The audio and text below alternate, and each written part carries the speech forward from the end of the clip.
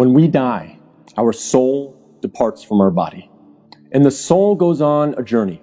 And that is when the soul descends into the grave to be reunited with our bodies.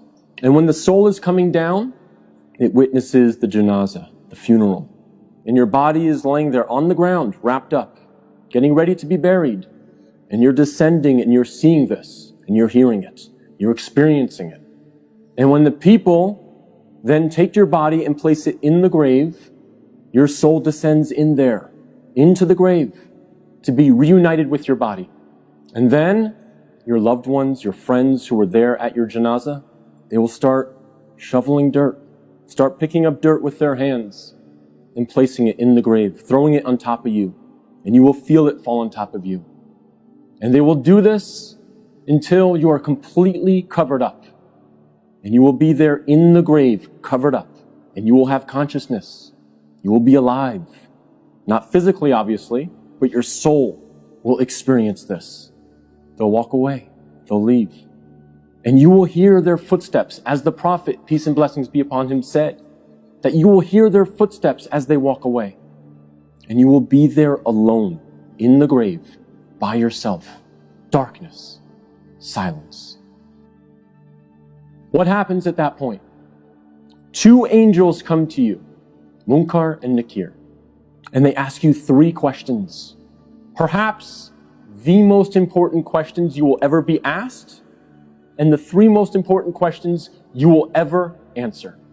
And those questions are, what is your deen? Who is your prophet? And who is your Lord? And if you answer these questions correctly, all three of them, your stay in the grave will be one of peace. You'll have peace. You'll have pleasure. Until the day of judgment, when the horn is sounded, and you are raised up out of your grave. But if you don't answer these questions correctly, all three of them, your stay in the grave will be full of pain. So we must answer these questions correctly. But here's the problem.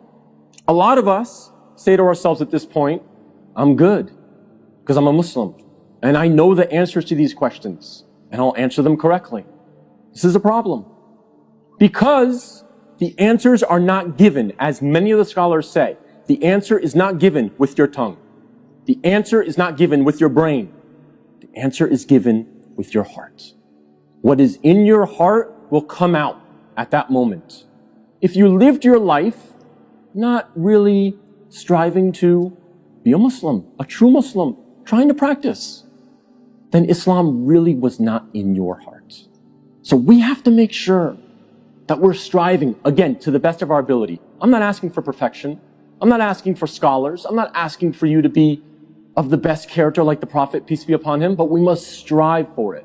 So that on that day, when these angels come to us and they ask us these questions, what is in our heart will naturally come forward. The answers, the correct answers, will come forth.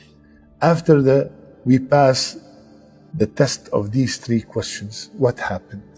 An order from Allah with 5 glad tidings. First, the grave will be furnished from Jannah. The second thing will happen, the person will be clothed from the cloth of Jannah. All these are told to us by Rasulullah sallallahu alaihi wasallam, and they have authentic hadith to support them.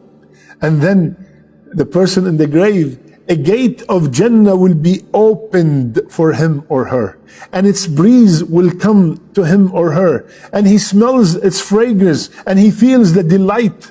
A fourth, the grave will be made spacious as far as the eye can see.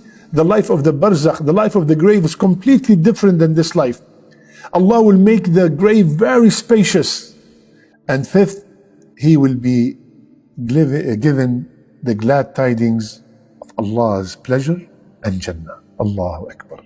Then a man with a beautiful face, beautiful garment, and sweet odor comes.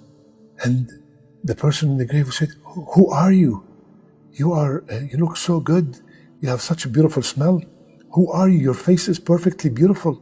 Then the person will reply, I am your good deeds.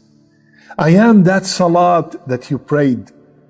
I am that sadaqat that you gave. I am the Quran that you read and you memorized. I am the fasting.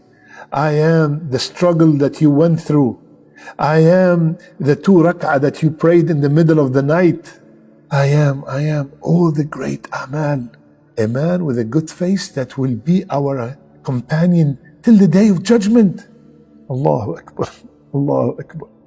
فَوَرَبِّكَ لَنَسْأَلَنَّهُمْ أَجْمَعِينَ عَمَّا كَانُوا يَعْمَلُونَ. Ya Allah. Ya Allah. Allah Azza wa Jal is swearing by himself. فَوَرَبِّكَ. What is he saying? I will ask them 100%. I will question everyone about what they used to do. We will be questioned about everything. Everything.